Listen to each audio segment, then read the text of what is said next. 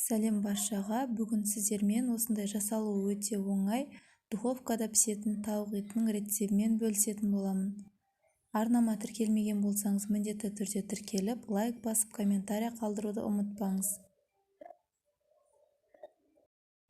Алдымен тауықтың аяқтарын, екі аяғын алып, осылай сыртындағы қабығын ашып алатын боламыз. Енді кезекте оларды бөлетін боламыз.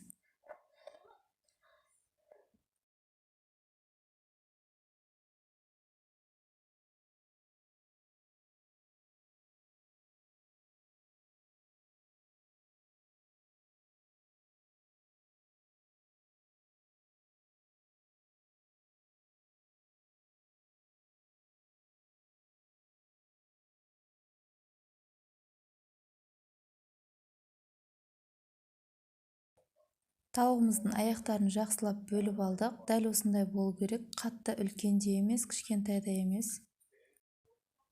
Енді пияз, картоп, морковтарымызды ашып, жақсылап турап аламыз.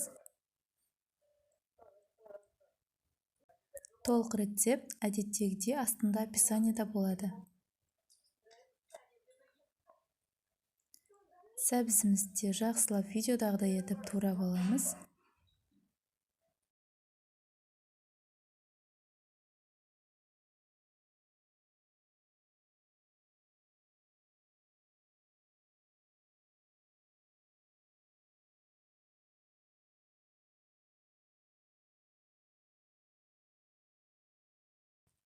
Картопты дәл осылай видеодағыдай етіп турайсыздар. Картопты өз қалауларыңыз бойынша бұдан да көбірек етіп салсаңыздар да болады.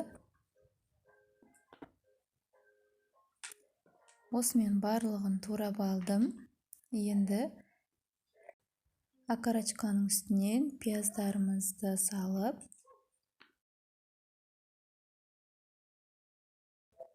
оның үстінен сәбізді, картопты саламыз.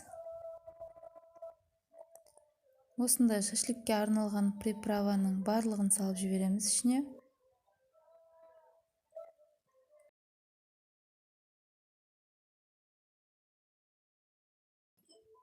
Үстінен бір ас қасық тұз салып, 4 ас қасық майонез салып, жақсылап араластырып аламыз.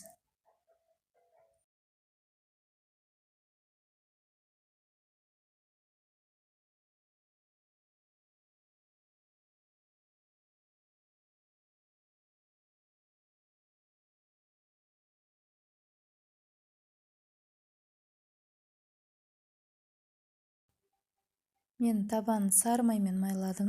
Сіздер өз қалауыңыз бойынша сұйық маймен майласаңыз да болады. Дайындап алған заттарымыздың барлығын табамызға толығымен салып, жайғастырып алатын боламыз.